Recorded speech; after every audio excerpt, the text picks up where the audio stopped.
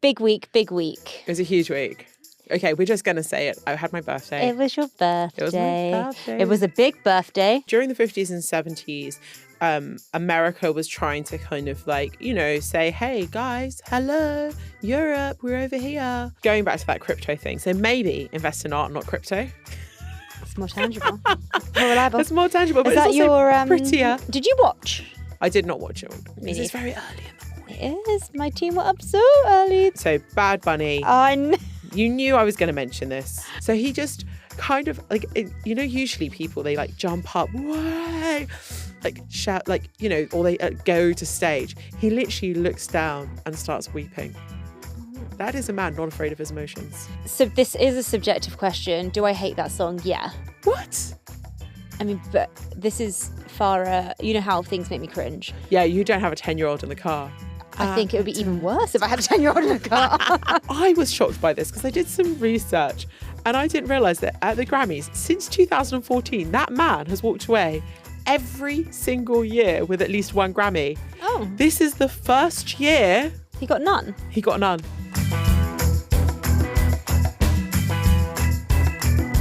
Hello, everyone. Today we are going to be speaking about art collecting in Abu Dhabi.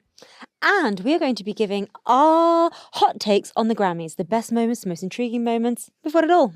My favourite moments. This is Culture Bites coming to you from the National News every Thursday. I'm Enas Refaei. And I'm Farah Andrews. And if you like to hear about arts and culture and our takes on big events like the Grammys, please do tune in every Thursday because we have something for you. But it's from the Middle East. That's what I like about our podcast. Me too. But also, don't forget to subscribe so you can see those videos the second they drop. Exactly.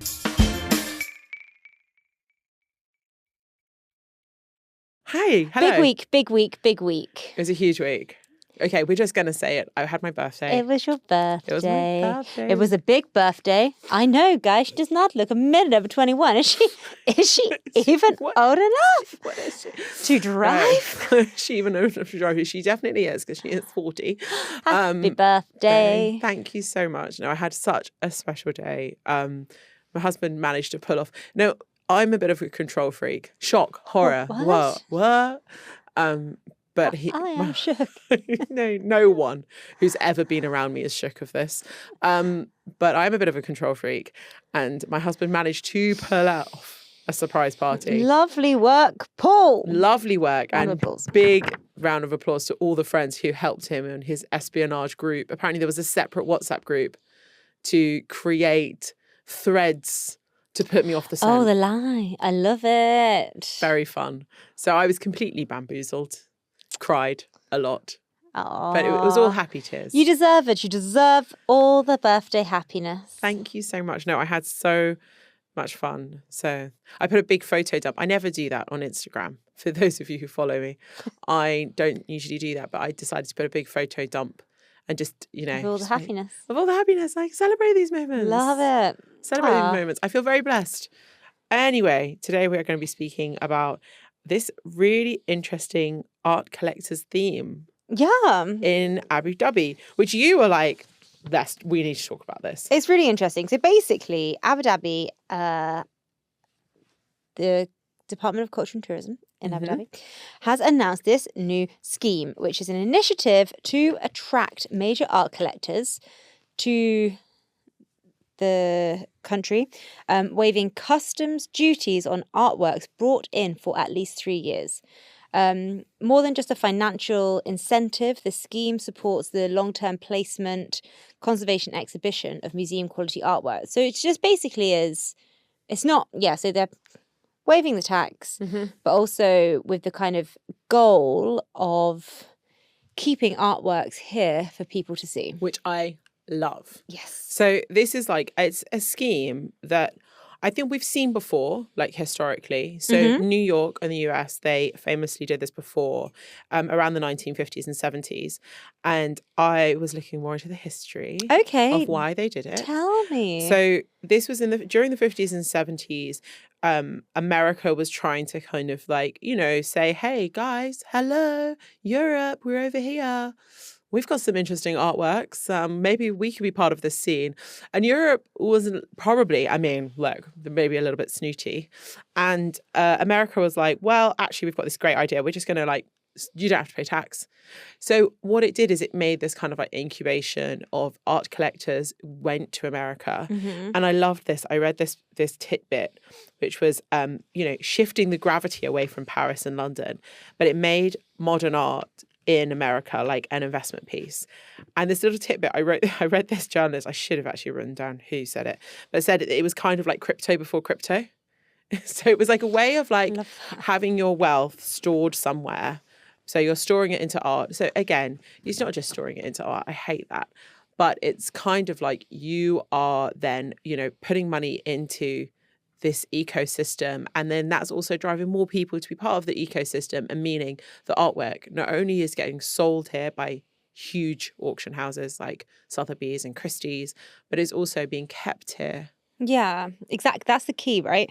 And we've spoken about these kind of rebates and incentives and initiatives in the film and television industry. Yes. So it's pretty aligned. And so this particular scheme will kind of hopefully encourage having Abu Dhabi as a place for the investment, like exactly as you said, for kind of keeping pieces in the country long term, and kind of eschewing the short term transit point. So it isn't like if we are kind of thinking about like art on tour, we see that like Sotheby's is a really good example. Like these incredible pieces move around the world and they are displayed. And so the idea that they could be encouraged to stay here for at least 3 years, or minimum 3 years, gives so many more people the opportunity to potentially be able to see them.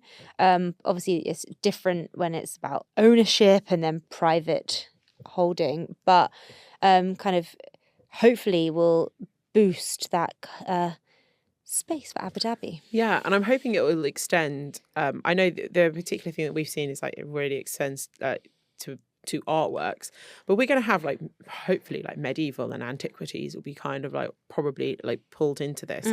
So some fun facts. I've got 2 artists that were part of this movement in the US. Yeah. Right. Big artists. Do you want to give a guess of artists that were made famous during that kind of time from the States? Surely it's like a Warhol situation. All very close, yeah. Yeah, it's kind of like Warhol, but Pollock. Pollock was one of them. And Rothko. That makes sense. Yeah, so people were really opening up their eyes to these like new modern pieces. So we're going to see that hopefully here a new way on our doorstep, which is so much fun. Like we've had like huge people have come over here. We've spoken about it before. We've had those artists in the studio, but like now we're saying like, yes, international artists, you be here, but it's also going to draw light hopefully to our Emirati art and our art from the Middle East, which it's going to shine the spotlight onto. And who knows who will become like, a figurehead. I wonder how it works. And so like that kind of like 3-year rule, if you then sell it, do you have to like backdate tax on it? Maybe. If you sell it before the 3 years are up? I would imagine there would be something. They need it to be 3 years. They need to have something to keep it within this region. And then obviously, as you say, it's going to really promote regional collection. It's going to promote regional collection and collectors. Yeah. So that's another thing. We've seen it here with Bassem Freha's gallery. We've got like the Jamil Institute. Like these places have all been set up off the backs of like, infamous private collectors. It's just going to encourage more of that behavior. So more and more, I mean, it's like, it's incredible because I think about when I first came to this country and I'm just like, oh, there's art. There's a lot of art here. There's a lot of private collectors coming here and acquiring incredible pieces. And that's just going to keep happening now because of schemes like this, it's that kind of top level decision making, which is going to have a direct impact on this whole community now. And hopefully we're going to see this kind of like era like we've witnessed before, of art becoming or like kind of being this like how do I describe it? Like, everything is encompassing it, right? It's not just like one artist. It's like there's galleries, there's the movers, there's the entire movement that happens. And then there's also the thought leadership that comes from it. People like, Sultan Al-Qasimi giving his speeches, and he's an infamous collector in the region. Very much so, with Bajil. And it's just lovely to have those kind of conversations happening yet again on our doorstep. And I think it's key that this will impact institutions significantly, because they will be able to move pieces around the world with just that little bit more financial freedom, but also like the impact on collectors, just making pieces again just that and just more affordable. Going back to that crypto thing, so maybe invest in art, not crypto. It's more tangible, more reliable. It's more tangible, but it's also prettier. It's much prettier. I mean, I can't wait. I'm not at that level yet, okay? But I can't wait to get to that level where I can and I do invest in artists, obviously. And I think that's the other thing is we think about art, it's like out of this world, it's out of touch. But there's always something that you can get that's like, whether it's a small, print from someone who's just starting out, an illustration. The key is in collecting. Yeah. If you see it, you like it, you can afford it. Get it. Buy it. Because if you like it, that's the fundamental. And 5 years down the line, when you see that person's name and they've blown it up, you'll kick yourself for not. And then you'll look at how much it is and you'll think, holy moly, $500,000. Like Werner, when I was looking at some of those pieces.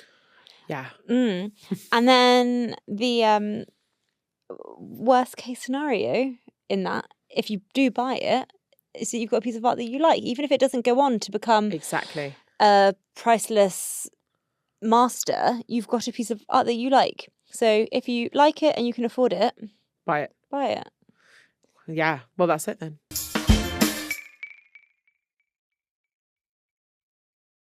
And we're back. We are back. Hello.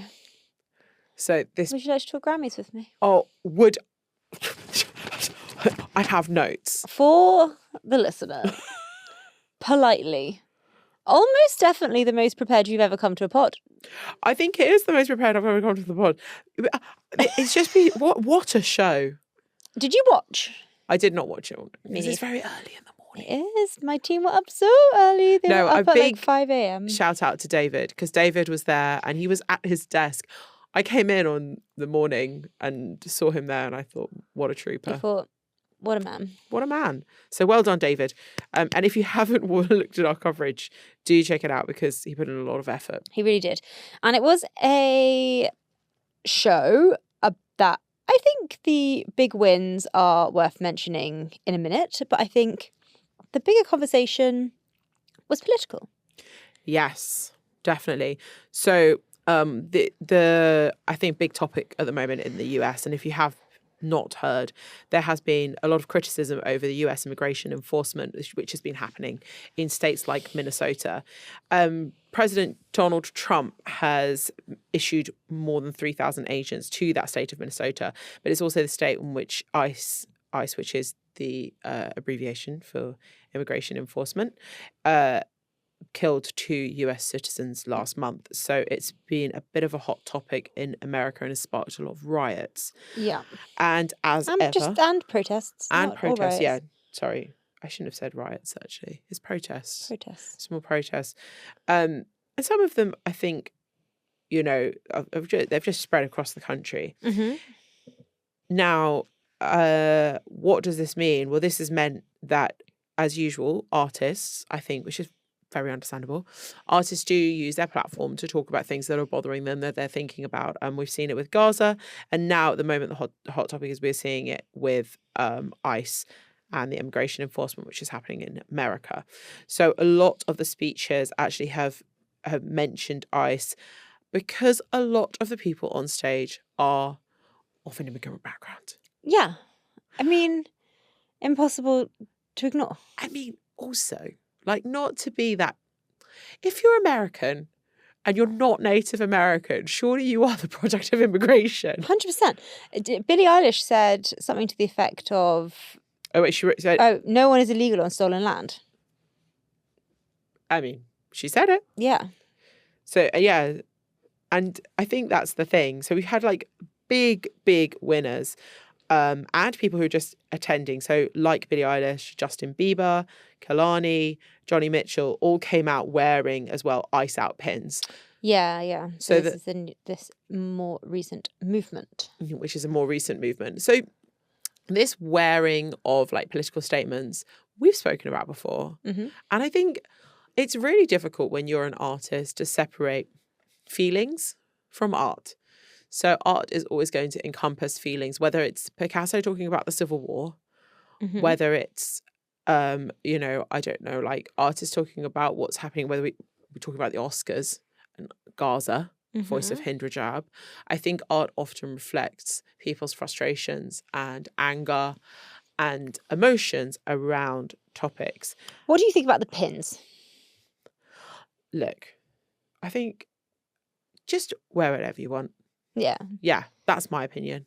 And I'm like, if that's how you want to make a statement and that's how you feel comfortable, make that statement. I think pins alone.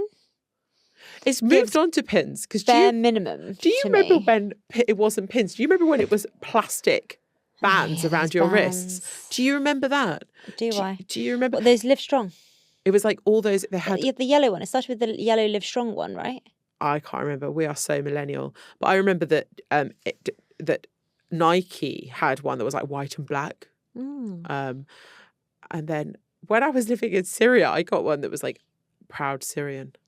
I'm not Syrian. You aren't Syrian, but you can be proud. You can of be proud. Syria. You can be proud of Syria. But also, like, it was like a fashion statement at one point, like all these plastic people were bands. wearing all the So I've got nothing against the pins, but I think if all you do is wear the pin, it kind of gives similar energy to when people are putting up a black square on their Instagram. No? Okay. But many people at the award ceremony did a lot more than just wear a pin. We had impactful speeches. One is Billie Eilish, another is Bad Bunny, another is Olivia Dean. All three of them were winners, obviously, because they were given the opportunity to give a speech. Yes. That is, okay, and maybe I have to step back on what I just said a little bit, because not everybody has the mic on the night. Only the winners do. Exactly. But they don't only have the opportunity to speak at the Grammys. So if you're doing more than just wear a pin, I'm here for it. If all you do is wear a pin, I think get out. Do a little bit more. It's not a fashion statement, is what I would say. I see what you're saying. Right. We had a little chat about like how we cover awards. And I would like a jingle. Now I'm looking at Arthur. Arthur, this is the bit where thank you, there's a jingle. Insert jingle here. So I would like to know then from you, what is a moment from the event that stuck with you? Oh, she's got her papers. She's shuffling. Okay. Like a newsreader. So, should I do it in my newsreader voice? My kids quite like that. Okay. So the moment that stuck with me, because we were just speaking about it actually, was so Bad Bunny. You knew I was going to mention this. So Bad Bunny won Album of the Year. That is the top prize for the Grammys, and he won it for Debbie Tirar Mas Fotos, which as we know is I should have taken more photos. I wish I'd taken more photos. Yeah, sure. Yeah, more photos. By Bad Bunny. Now, this is the first time in Grammy history that a fully Spanish album has won the award. And I have spoken about this album an awful lot on this podcast because I thought it was so brilliant. And the Puerto Rican star won, and have you seen the moment? Yeah. So he just kind of like, usually people, they like jump up, way, like shout, like, or they go to stage. He literally looks down and starts weeping. Oh. That is a man not afraid of his emotions. Okay. What was yours? Like the same. Ah! Mine was Bad Bunny's acceptance speech. Well, more specifically, Bad Bunny's acceptance speech. Because what he says is actually quite poignant. Would you like to say it? He blended his cultural pride, and it was very politically resonant. He celebrated immigrants, but the quote that I think we would like to hone in on is when he said, in relation to ICE, really, we are not savage, we are not animals, we are not aliens, we are humans, and we are Americans. Yes. So that was lovely. Okay, next question. please. Oh, A win that was not undeserved. Undeserved. Yeah. So This is very subjective. It is very subjective, but I've got my answer. Oh, she's ready. Okay, right. So I am going to point out that I didn't agree with the best pop duo. This is so funny. Because who won it? Oh no, don't tell me if you thought the same. Okay, wait.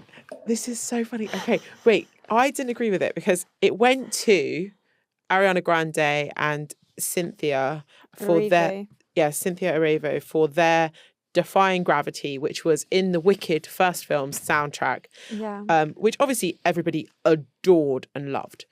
I'm going to point out 3 other songs that were in that category for best pop duo / group. Okay, so we had. I'm saying this mainly for my daughter. Daughter is absolutely obsessed with Cat's Eye at the moment, Gabriella. Yeah. Do I think it should have won? Probably not. But I just want to give it a shout out because the youth of today are very obsessed with this group. The second to that is Golden by Hunter X. See. Which was one of the most, it got into number 1 from a cartoon. Yeah. Which is pretty remarkable. It has won an award, so we're not too upset about that. We'll get to that at some stage in my monologues. Okay, but in my monologue, what I want to really point out is the fact that our pater did not, I repeat, did not win that award. Now, our pater is from Rose. I don't know if she pronounced her name Rose. She is a Korean powerhouse, teamed up with Bruno Mars, okay, to go for this song, Aperture. Now, at the beginning of last year, this song was absolutely everywhere. I mean, so this is a subjective question. Do I hate that song? Yeah. What? I mean, but this is Farah. You know how things make me cringe. Yeah, you don't have a 10-year-old in the car. I think it would be even worse if I had a 10-year-old in the car. Yeah, that is. But I can see that it was very important. It's huge. You know what? I've got a fun fact about Bruno Mars. Oh God, is it that he was on my banned list for the wedding just because he makes me cringe? Yeah. He is one of the most successful recording artists. Oh, no doubt. Yeah. I was shocked by this because I did some research and I didn't realise that at the Grammys, since 2014, that man has walked away every single year with at least 1 Grammy. Oh. This is the first year. He got none? He got none. Oh, he must have thought he was a shoo-in as well because of the K-pop connection. Yeah. Okay, well, that doesn't there you go. upset me. So go on, what was your take on that question? Literally the exact same as you. So no need. Maybe we should have collaborated here. Maybe we should have collaborated on our answers for these shock questions. A win that represents the industry today. I would like to answer that first. Go. Obviously, I think Bad Bunny's historic win is huge, and that made me extremely happy. Mm-hmm. I think the most representative is the K-pop Demon Hunters win. Yes. It kind of both of them reflect the fact that K-pop and Latin music are now, it's just the conversation. It's a global shift. And they are no longer winning for Latin album. International. Or international. So, yeah, album of the year, huge for Bad Bunny, and the K-pop Demon Hunters winning for Golden. Although the fact that they won for best TV, it was like best music made for a TV show. Or something, which or does visual. make sense though, because so it was. So that's makes sense for as a genre, but yeah, I think that's my most representative moment. Do you have one? I would say the same.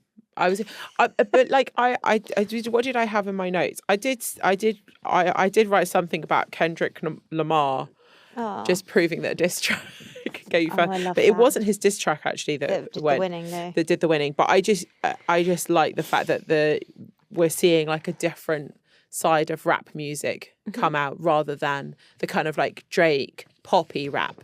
We're getting this like new kind of, maybe it's a little bit more thought out. We've moved so far away. If you think about where Kendrick Lamar is compared to where like a 50 Cent or don't speak ill of that man. I will never speak ill of that man, but you know, it's your birthday. That definitely played over the weekend. But Kendrick Lamar has, taken the whole of like commercial rap into a new direction, which is very exciting. 100%. Okay. Right, before we move into Fash, shall we just quickly discuss...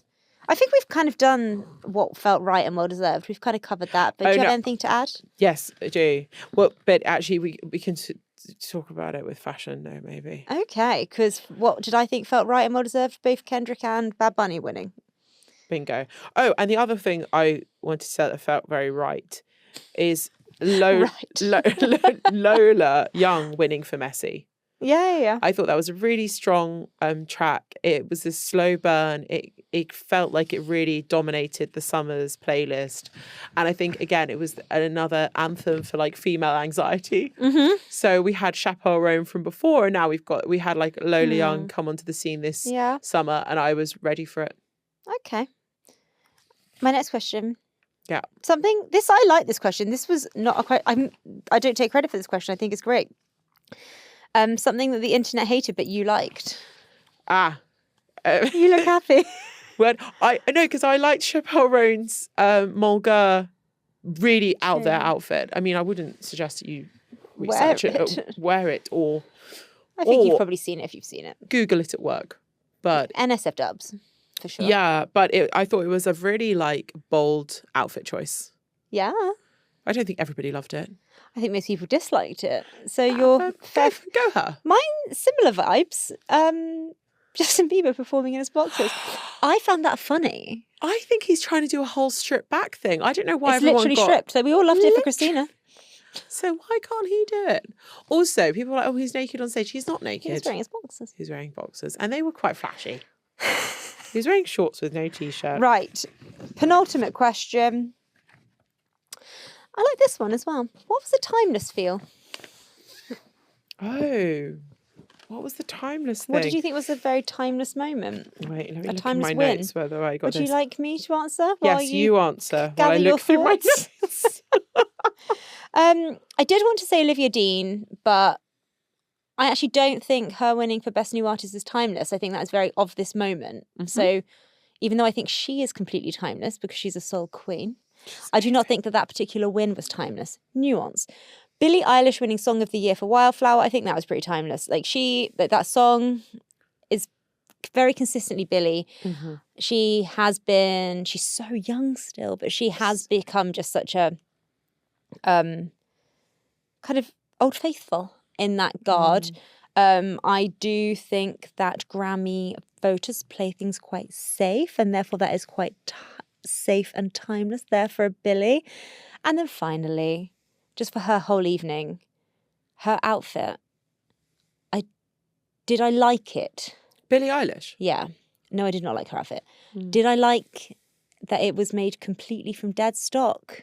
Yes. Oh, I didn't know and that. And that, my friend, literally timeless. So she brought it back for me with that. Oh, so yeah. Well done, Billie. Oh, that was okay. Now I respect the outfit a lot more. It was what I like about what she wore. It's like upside down trousers as a skirt, but it also felt very Billie. Oh, very, very. Felt very, very Billie, and the same. Like I was trying to think of like my most hated looks, my most favorite looks, and I was thinking like Lola Young, but then I kind of, even though she wore kind of tie-dye kind of tracksuit, I was like, that's so her. Comfy. And it's a bit messy. I like it. Go you. Do you want to have a timeless answer? Yeah. So I was actually going to mention, I can't mention Bad Bunny again. You can't. But that album is amazing. But I was going to mention Olivia Dean. Because Olivia Dean, I do feel like I know she's sprung on and people are like, oh, she's come out of nowhere. Everyone comes out of nowhere. She's been hustling. She's been hustling for a very long time. And my sister very proudly announced, oh, I saw her like years ago in East London. Yeah. I was like, great for you. But that's the thing, is a lot of these artists, like they feel like they come out of nowhere, but they have not. They have been working for a very long time. And very, very hard. Yeah, very hard. She did something years ago with the Ezra Collective, which is a collective of South London kind of jazz musicians. They play often with a lot of brass. It's very jazzy. And Olivia Dean did a track with them donkeys ago. So she's not like come out of nowhere. She has come out of somewhere. And I put her down for two things because I also put her down as my best look. Right, Seg, I loved it. Take us into best looks. So Simone Bajine is her stylist. She's incredible. She's worked. I saw an Instagram post Go. that was like, you can just tell her stylist like likes her. Yeah. Because they obviously get on, and she just always dresses her to look happy, comfortable, confident, and like herself. Yes. She doesn't there's no, and like this is no diss, she's not, or doesn't translate like she's a character. Exactly. Like she might have her stage personality, be important if you're a performer, but she gives, she clearly treats her stylist well because she always looks great. She looks incredible, and she looks like I don't know how she manages to look cheerful and carefree and completely elegant and composed all at the same time. And like her clothes always seem to work really well on stage, that she can move around in them. And I thought that she wore a monochrome. I'm usually really can't stand monochrome as a colour palette. She's quite committed to monochrome. But she wore this beautiful monochrome dress, and I just thought it was stunning. So that was my best dress. Go on. What about yourself? Mine? Obviously, I wrote Bad Bunny. But that's not my, like, I thought he looked so handsome in it was Schiaparelli tuxedo. Or Schiaparelli, if you're pronouncing it properly. Look handsome. No, never. It's not in his field house, wheelhouse. My best dress, I thought Gaga was fun. She gave me Black Swan. She was head to toe in black feathers. It was dramatic. It was theatrical. It was by, I'm going to butcher the name, Refaei. Love that. I said that like it was Spanish. It's French, so butchered. Je suis désolée, France. But yeah, loved it. Great. It was fun. Good for her. Would have changed her white eyeliner mapes, but it's fine. Oh yeah, the white eyeliner's had such a bit of eyebrows comeback, hasn't it? Okay, worst dressed. It feels mean. I don't always like doing worst dressed. I don't like wearing worst dressed. But should we just not do it? What I will say is I didn't get Heidi Klum in her latex situation. I was going to say, this again, I feel like he can do no wrong, but Kendrick Lamar's trousers just felt very high to me. I think he likes laughing at us with those trousers. I think he just likes wearing wacky trousers and making himself into a meme. But I really loved, though, that he had an afro comb with a fist. Now, look, that's a statement. Love. And that is not a pin. It's not a pin. It's not a pin.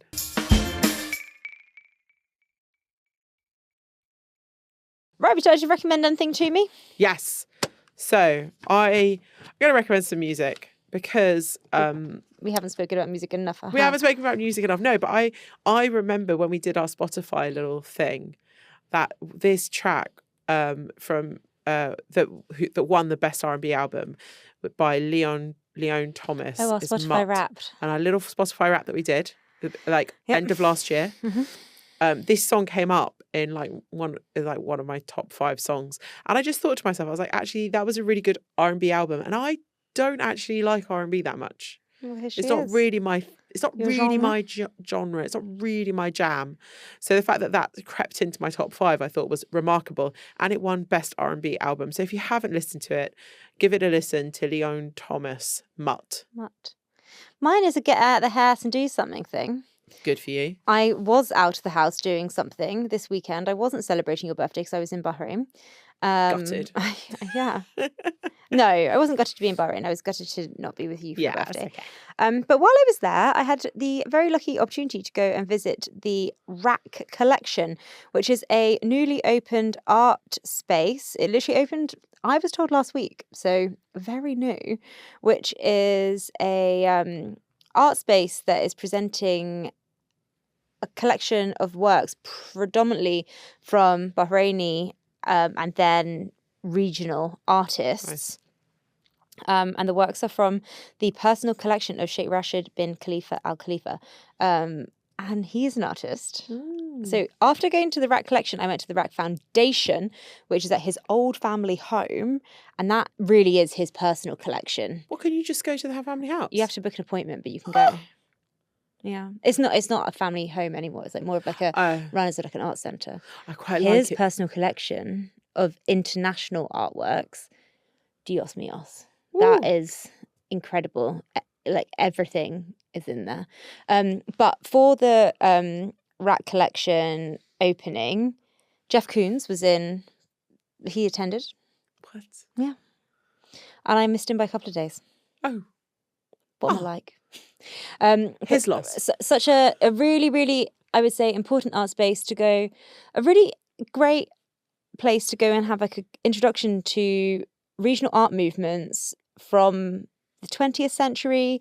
It was all pretty contemporary, but it's been curated really nicely so that you can see like quite there's very modern works. There are rooms that kind of talk about displacement. There are rooms that talk about the power of the portrait, and then much more geometric spaces.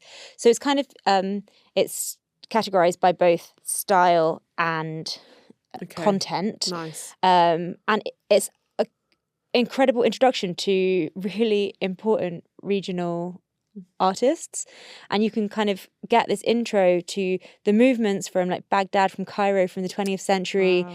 And I left just feeling really proud of it and inspired. I loved it. There's also a sort of a short trip though as well to Bahrain. Well, from here, an hour.